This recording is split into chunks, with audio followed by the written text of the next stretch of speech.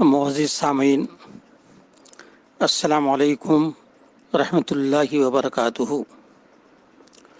اعوذ باللہ من الشیطان الرجیم، بسم اللہ الرحمن الرحیم۔ الحمد للہ رب العالمین، الصلاة والسلام علی سید المرسلین محمد وعلی آلہ وصحابہ اجمعین۔ آج کی نورانی بات میں آپ تمام کا خیر مقدم کیا جاتا ہے، اور ہمارا سلسلہ واری موضوع آپ سا کوئی نہیں یا رحمت للعالمین ہے۔ حضرات گرامی، آج کا نوجوان جس کو فرائض نماز ابھی نہیں معلوم، وہ انبیاء علیہ السلام اور اولیاء کرام کے علم غیب پر گفتگو کرنے لگا ہے۔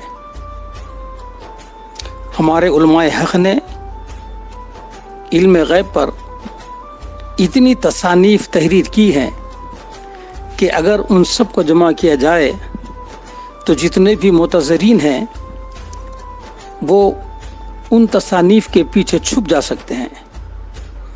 آئیے چند واقعات سماعت کریں۔ ابن ماجہ کی روایت کے مطابق آدمی جب دعا کرتا ہے اللہم ادخلنی الجنۃ، یعنی اے اللہ مجھے جنت میں داخل فرما دے، تو جنت کہتی ہے آمین۔ جنت کہاں ہے؟ جنت 7 آسمانوں کے اوپر ہے۔ اور جب بندہ کہتا ہے اللہم اجرنی من النار، یعنی اے اللہ مجھے دوزخ کے عذاب سے بچا، تو دوزخ کہتی ہے آمین۔ دوزخ کہاں ہے؟ 7 زمین کے نیچے۔ جب جنت و دوزخ بندے کا کلام سن کر آمین کہتے ہیں تو جو مالک جنت ہے، جو بنائے کائنات ہے، ان کی سماعت کا کیا حل ہوگا؟ اور کوئی غیب کیا تم سے نہا ہو بھلا، اور کوئی غیب کیا تم سے نہا ہو بھلا، جب نہ خدا ہی چھپا تم پہ کروڑوں درود، جب نہ خدا ہی چھپا تم پہ کروڑوں درود۔ حضرت گرامی، میں یہاں اس بات کی بھی وضاحت کر دوں کہ ایک آسمان سے لے کر دوسرے آسمان کا فاصلہ 500 برس کی راہ ہے، اور پھر دوسرے آسمان سے تیسرے آسمان کا فاصلہ 500 برس کی راہ کا ہے۔ اسی طرح ہر ایک دوسرے آسمان کی مسافت 500 برس کی ہے، اور ہر آسمان کی موٹائی 500 برس کی ہے۔ اس طرح 7 زمین کو ایک دوسرے کی مسافت 500 برس کی راہ ہے، اور اس کی موٹائی بھی 500 برس کی ہے۔ اب آپ حضرات اندازہ کریں کہ جنت و دوزخ ہم سے کتنی دور ہے، لیکن اس کے باوجود جب بندہ دعا کرتا ہے تو جنت بھی آمین کہتی ہے، اور پھر دوزخ بھی آمین کہتی ہے۔ جب جنت و دوزخ کی سماعت کا یہ حال ہے تو پھر ہمارے آقا و مولا حضور نبی رحمت صلی اللہ تعالی علیہ وسلم جو بنائے کائنات ہے، ان کی سماعت کا کیا حال ہوگا؟ جب جنت و دوزخ ہزاروں سال ہم سے دور رہ کر ہماری دعا سن سکتی ہے، تو کیا مدینے والے آقا ہندوستان میں ہم غلاموں کے درود و سلام کو نہیں سن سکتے؟ ایسا ہو ہی نہیں سکتا۔ آقا کائنات صلی اللہ علیہ وسلم اپنے غلام جہاں کہیں بھی کائنات میں ہو ان کے درود و سلام کو سنتے بھی ہیں اور اس کا جواب بھی دیتے ہیں۔ آئیے چند واقعات آپ حضرات کے گزار کرنے کی میں سعادت حاصل کروں گا۔ حضرت حذیفہ رضی اللہ تعالی عنہ، آپ کو پہلے میں یہ بتا دوں کہ حضرت حذیفہ کون ہیں۔ حضرت حذیفہ رضی اللہ تعالیٰ عنہ یہ رازدار رسول کریم ہے۔ حضور نبی کریم صلی اللہ علیہ وسلم نے آپ کو تمام منافقوں کے نام بتلا دیے تھے۔ جب حضرت سیدنا عمر فاروق رضی اللہ تعالیٰ عنہ کا دور خلافت آیا تو جب کسی کا جنازہ لایا جاتا تو حضرت سیدنا عمر فاروق رضی اللہ تعالیٰ عنہ حضرت حذیفہ رضی اللہ تعالیٰ عنہ سے پوچھتے کہ اس کی نماز جنازہ پڑھانا یا نہیں۔ اگر حضرت حذیفہ رضی اللہ تعالیٰ عنہ فرماتے کہ یہ مومن ہے تو اس کی نماز جنازہ پڑھاتے، اور اگر وہ یہ کہتے کہ یہ منافق کا جنازہ ہے تو آپ فرماتے کہ یہ منافق ہے، اس کو بغیر نماز جنازہ کے دفن کر دیا جائے۔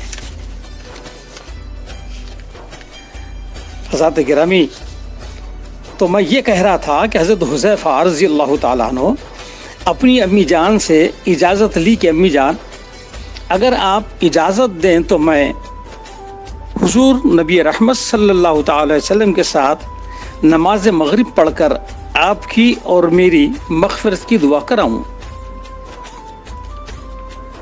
ماں نے اجازت دے دی۔ حضرت حذیفہ رضی اللہ تعالیٰ عنہ نے مغرب کی نماز آقا کائنات صلی اللہ تعالی علیہ وسلم کے پیچھے ادا فرمائی۔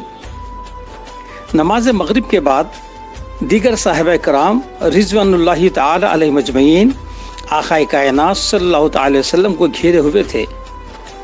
یہ اپنی بات آقا سے نہیں کہہ پا سکے، ویسے ہی بیٹھے رہے اور نماز عشاء ادا کی، اور آقا کائنات صلی اللہ تعالی علیہ وسلم عشاء کے بعد جب دولت قدہ تشریف لے جانے لگے تو حضرت حذیفہ رضی اللہ تعالیٰ انہوں نے بھی دبے قدموں کے ساتھ آقا کائنات صلی اللہ علیہ وسلم کے پیچھے پیچھے چل رہے تھے۔ کچھ راستہ طے ہونے کے بعد آقا کائنات صلی اللہ تعالی علیہ وسلم نے فرمایا، کیا میرے پیچھے حذیفہ ہے؟ تو انہوں نے کہا کہ ہاں یا رسول اللہ صلی اللہ علیہ وسلم۔ دلوں کا حال جاننے والے آقا، غیب داں رسول حضور نبی رحمت صلی اللہ تعالی علیہ وسلم نے فرمایا، حذیفہ اللہ تیری اور تیری ماں کی مغفرت فرما دے۔ سبحان اللہ و بحمدہ سبحان اللہ العظیم، آپ سا کوئی نہیں یا رحمت للعالمین، آپ سا کوئی نہیں یا رحمت للعالمین۔ حضرت سامعین، فرشتے کسی عمل میں آپس میں بحث کر رہے تھے کہ اللہ تعالیٰ نے اپنے محبوب ہم سب کے آقا و مولا حضور نبی کریم صلی اللہ علیہ وسلم سے فرمایا، اے میرے محبوب، یہ فرشتے کس معاملے میں بحث کر رہے ہیں؟ حضور نبی رحمت صلی اللہ تعالی علیہ وسلم نے فرمایا، یا اللہ میں نہیں جانتا۔ تو رب تعالیٰ نے اپنا دست قدرت میرے دونوں کے شانوں کے درمیان رکھ دیا، اور اس کے رکھنے سے میرے دل میں ٹھنڈ پڑ گئی اور سارے علوم مجھ پر منکشف ہو گئے۔ پھر زمین و آسمان میں جو کچھ تھا مجھے اس کا علم ہو گیا۔ کائنات میں کوئی ایسی چیز نہیں ہے کہ جس کا حضور کو علم نہ ہو۔ پھر حضور نبی رحمت صلی اللہ علیہ وسلم نے ارشاد فرمایا، قرب قیامت جب دجال آئے گا اور میرے غلام اس کے مقابلے میں نکلیں گے تو میں ان اپنے غلاموں کے ناموں کو جانتا ہوں اور ان کے والد کے نام کو بھی جانتا ہوں، اور وہ کس قبیلے سے تعلق رکھتے ہیں وہ بھی جانتا ہوں، اور میرے غلام جس گھوڑے پر سوار ہو کر مقابلہ کریں گے میں ان گھوڑوں کے رنگ کو بھی جانتا ہوں۔ سبحان اللہ و بحمدہ سبحان اللہ عظیم۔ حضرات گرامی، یہ سب کچھ کیوں جانتے ہیں؟ اس لیے کہ دست قدرت شانوں کے درمیان آ گیا ہے۔ غور فرمائیے، آقا کائنات صلی اللہ علیہ وسلم نے آج سے 1400 سال پہلے یہ خبر دے دی ہے کہ جب دجال آئے گا قرب قیامت اور جب میرے غلام اس سے مقابلہ کریں گے تو ان غلاموں کا نام، ان کے والد کا نام، اور وہ جس گھوڑے پہ سوار ہوں گے اس گھوڑے کا رنگ تک آقا کائنات صلی اللہ تعالی وسلم کے علم میں ہے۔ حضرات گرامی، اپنا معیار زمانے سے جدا رکھتے ہیں، اپنا معیار زمانے سے جدا رکھتے ہیں۔ ہم تو محبوب بھی محبوب خدا رکھتے ہیں، ہم تو محبوب بھی محبوب خدا رکھتے ہیں۔ آپ سا کوئی نہیں یا رحمت للعالمین، آپ سا کوئی نہیں یا رحمت للعالمین۔ ایک موقع پر حضور نبی رحمت صلی اللہ علیہ وسلم نے فرمایا صحابہ کرام سے کہ کل رات میری امت کو میرے سامنے پیش کیا گیا، میں نے دیکھا کہ میری امت کثیر تعداد میں ہے، اور میں اپنی امت کے ہر فرد کو اس طرح دیکھا جیسا باپ اپنے بیٹے کو جانتا ہے۔ حضرات گرامی، غور کریے، لفظوں پہ غور کریے کہ آقا کیا فرما رہے ہیں کہ میں اپنی امت کے ہر فرد کو اس طرح دیکھا جیسا باپ اپنے بیٹے کو جانتا ہے۔ اللہ اکبر۔ حضرات، میں یہاں اس بات کی بھی وضاحت کر دوں کہ قیامت کے دن جملہ انبیاء و رسولوں کی امت کی 120 صفیں ہوں گی، جن میں حضور نبی کریم صلی اللہ علیہ وسلم کی امت کی 100 صفیں ہوں گی اور 20 صفیں دیگر انبیاء و رسول کی ہوں گی۔ اس سے معلوم ہوا کہ ہمارے آقا و مولا کی امت کی کتنی کثیر تعداد ہوگی، اور اس کثیر تعداد میں کوئی فرد ایسا نہیں ہے جو آقا کائنات صلی اللہ تعالی علیہ وسلم کی نگاہوں سے پوشیدہ ہو۔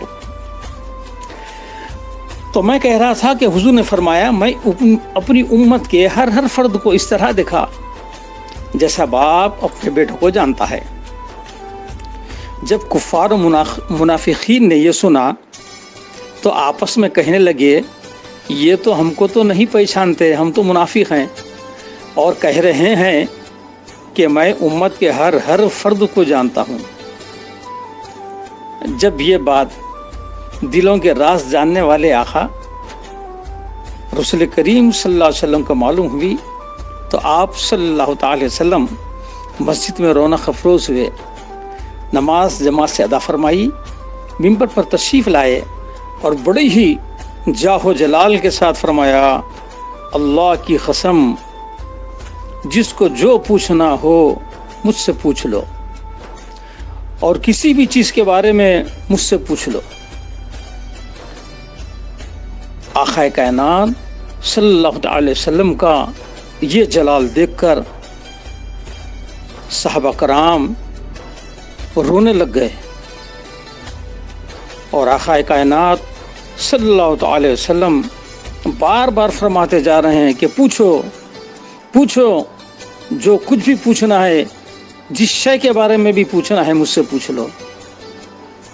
اتنے میں ایک شخص کھڑا ہوا اور پوچھا یا رسول اللہ صلی اللہ علیہ وسلم، میرا ٹھکانہ کہاں ہے؟ آپ صلی اللہ علیہ وسلم فرمایا تو دوزخی ہے۔ حضرت عبداللہ بن حذیفہ، آپ کے دل میں ایک شک تھا، تو آپ نے جانا کہ یہ موقع اچھا ہے، آقا نے فرمایا جو چاہے پوچھ لو۔ فوری آپ کھڑے ہوئے اور پوچھے کہ یا رسول اللہ صلی اللہ علیہ وسلم میرا باپ کون ہے؟ آقا کائنات صلی اللہ علیہ وسلم نے ارشاد فرمایا حذیفہ تیرا ہی باپ ہے۔ بولے ایک مرتبہ آقا کائنات صلی اللہ علیہ وسلم خطبے کے لیے تشریف لائے اور ممبر پر رونق افروز ہوئے، اور ہر ایک منافق کا اس کے باپ کا نام لے لے کر فرماتے گئے کہ یہ منافق ہے، یہ منافق ہے، اور مسجد سے نکال دیتے گئے۔ اس طرح آپ صلی اللہ تعالی علیہ وسلم نے 700 منافقین کو مسجد کے باہر کر دیا۔ یہ 700 منافقین نے اپنی ایک الگ مسجد بنائی اور اس کا نام مسجد زرار رکھا، اور قرآن پاک سورہ توبہ میں اس کا ذکر موجود ہے۔